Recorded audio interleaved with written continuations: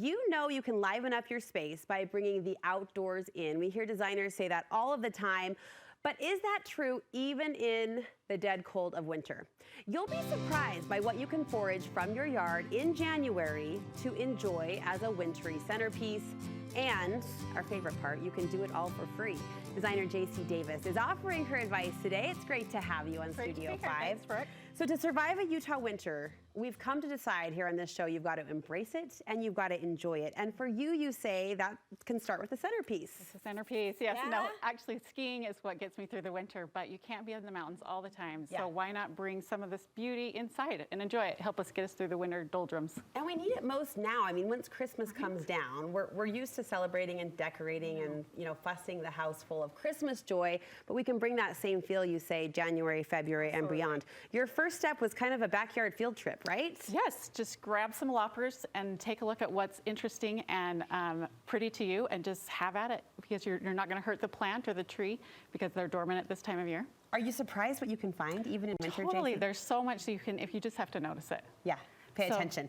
So show us what you found and show us what to do with it. Okay, so this is Photinia. This was in my yard, and it's evergreen all year round. And all you have to do is take the leaves off that are going to be in the vase for a cleaner look. It looks fake. It's very pretty. I know, it's awesome. It's shiny. It has kind of a sheen to it. Just kind of measure your vase and trim it. And you're going lower on this one. Watch carefully.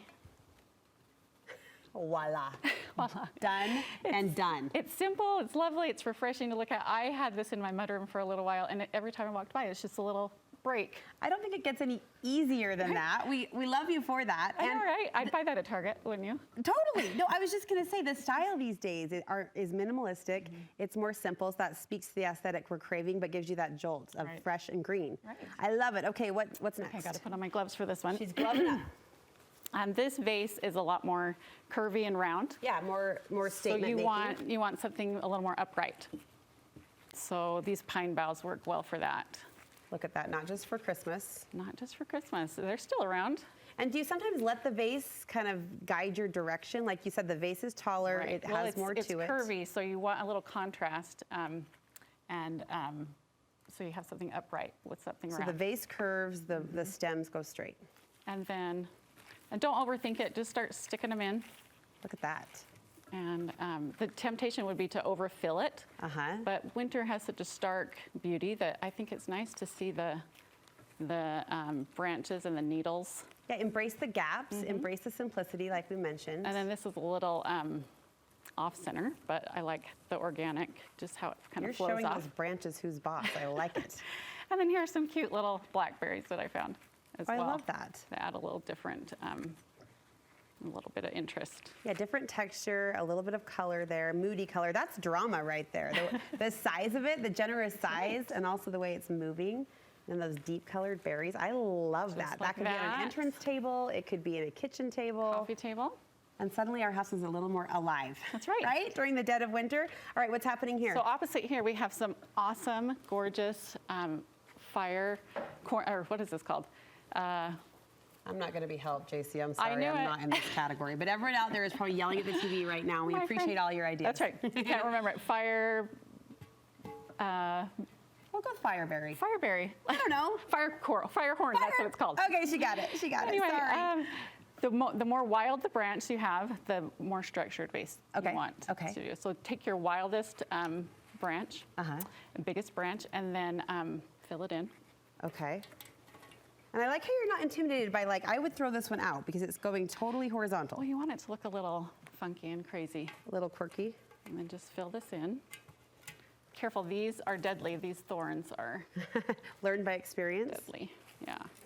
But these are everywhere if you just look around. Like when you're driving down the road, you'll see these everywhere. Now with a fresh floral bouquet, I'd have to swap out the water. Is that the case for clippings? Yes, but that's why you want to clean off the branches so it doesn't get too mucky in there. And then these will last a couple weeks because they are hardy branches and not herbaceous. A couple weeks? Yeah. How cool. So if you have an event or a reason to put together a fresh winter centerpiece, it will still last you beyond that date. Just a few more, and then we're done here. Look at that. Watch the berries. They're rolling. They're having a party on the floor. Clean up on aisle 2. I like how you're filling it in though and just kind of, you're not overthinking it. right? You do not have to be a professional florist for this. All right, so the hunt is on. Okay. Looking for shape, looking for texture, looking for those free branches in our backyard to dress up our centerpiece and beyond. And where are you sourcing great vases? I mean, I think, like you talked about, there's sort of a complementary design approach to the branches and the vases. Where are you sourcing your favorite vessels? Really, everybody has a bunch of vases in their cupboard, right? Yeah. So dig out what you have first, and then always Amazon. Love it. Love it. Look for what you have, use what you have, and most importantly, find small ways to enjoy the winter season and embrace the kind of beauty Mother Nature does give us this time of year, because it's beautiful in its own way. Jacey, thank you so much. What kind of advice are you sharing on Instagram? Oh, thanks. So many of us are so overwhelmed with our homes. So I love to share things that simplify design and renovation or that save the homeowner time and money. Love that. Where can we connect and follow along? peaceandplenty_home. peaceandplenty_home. We'll link you from our Studio 5 website. I know your approach to design is practical. Like we're not all living in Pinterest homes. We can all hire a designer. Yeah, so let's do what we can, but to make our surroundings feel comfortable and beautiful. Jacey, thank you so much. Thanks, Brooke.